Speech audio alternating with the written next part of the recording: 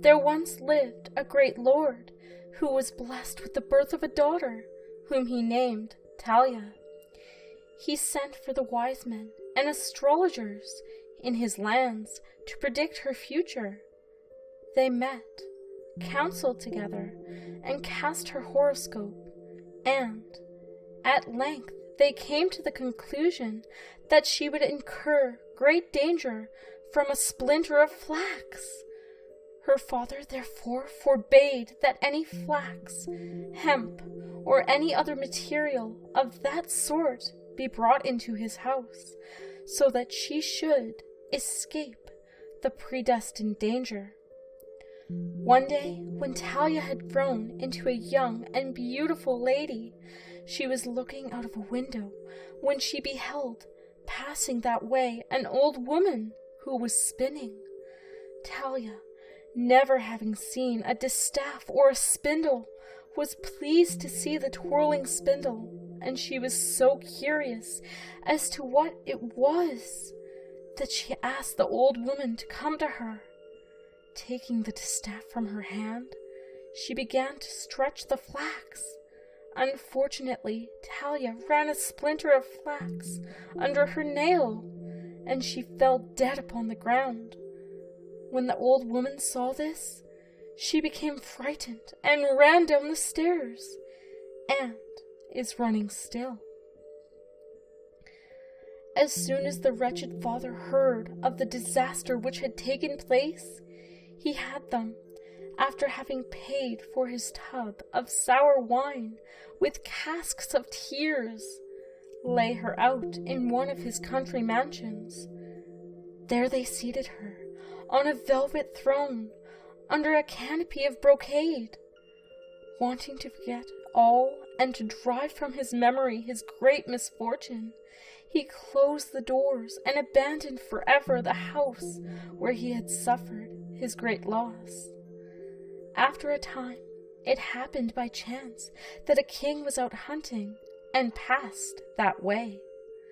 One of his falcons escaped from his hand and flew into the house by way of one of the windows. It did not come when called, so the king had one of his party knock at the door, believing the palace to be inhabited.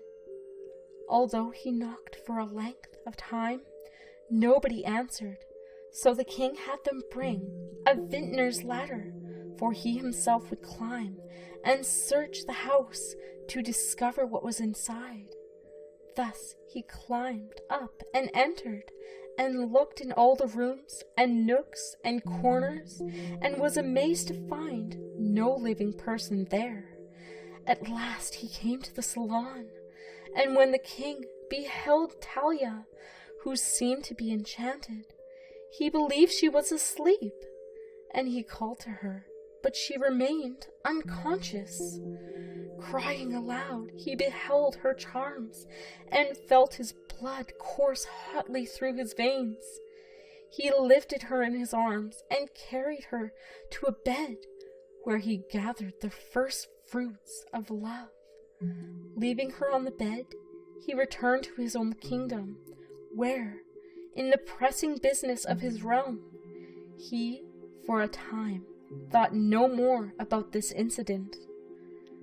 Now, after 9 months, Talia delivered 2 beautiful children, one a boy and the other a girl. In them could be seen 2 rare jewels. They were attended by 2 fairies, who came to the palace and put them at their mother's breasts. Once, however, they sought the nipple, and not finding it, they began to suck on Talia's fingers, and they sucked so much that the splinter of flax came out. Talia awoke as from a long sleep, and, seeing beside her 2 priceless gems, she held them to her breast and gave them the nipples to suck. And the babies were dearer to her than her own life. Finding herself alone in the palace, with 2 children by her side, she did not know what had happened to her, but she did notice that the table was set, and the food and drink were brought in to her, although she did not see any attendants. In the meanwhile, the king remembered Talia, and saying that he wanted to go hunting, he returned to the palace and found her awake and with 2 cupids of beauty. He was overjoyed, and he told Talia who he was and how he had seen her and what had taken place. When she heard this, their friendship was knitted with tighter bonds, and he remained with her for a few days. After that time, he bade her farewell and promised to return soon and take her with him to his kingdom. And he went to his realm, but he could not find any rest, and at all hours he had in his mouth the names of Talia and of Sun and Moon. Those were the 2 children's names, and when he took his rest, he called either one or other of them. Now the king's wife began to suspect that something was wrong from the delay of her husband while hunting, and hearing him name continually Talia, Sun, and Moon, she became hot with another kind of heat than the sun's. Sending for the secretary, she said to him, "Listen to me, my son. You are living between 2 rocks, between the post and the door, between the poker and the grate. If you will tell me with whom the king, your master and my husband, is in love, I will give you treasures untold, and if you hide the truth from me, you will never be found again, dead or alive." The man was terribly frightened.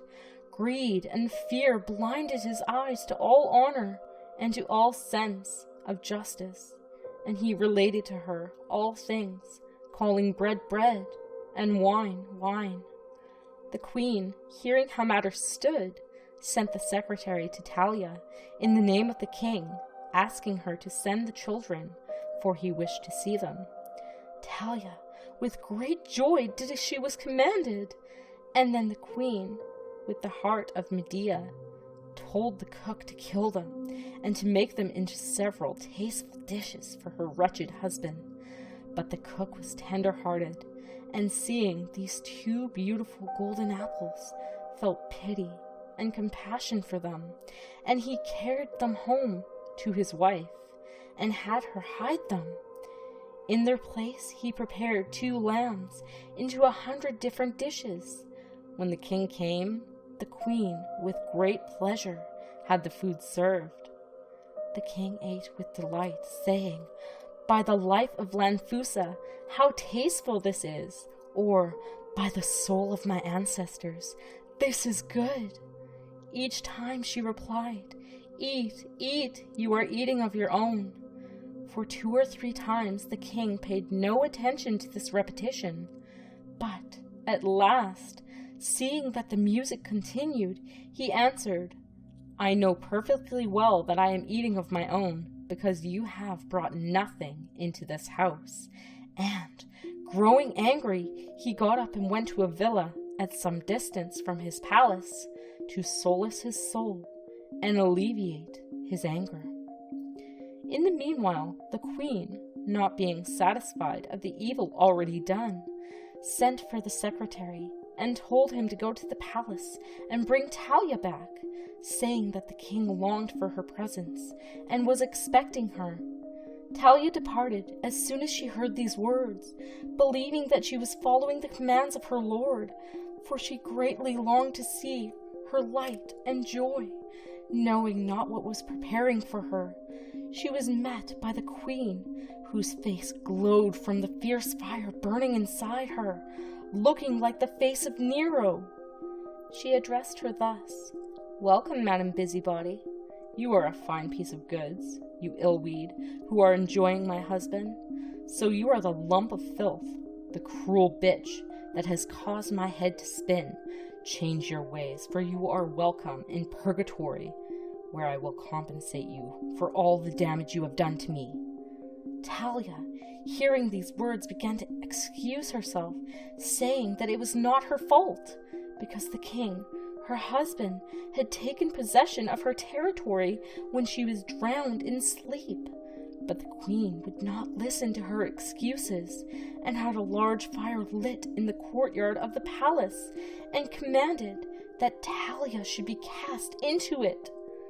The lady, perceiving that matters had taken a bad turn, knelt before the queen and begged her to allow her to at least take off the garments she wore.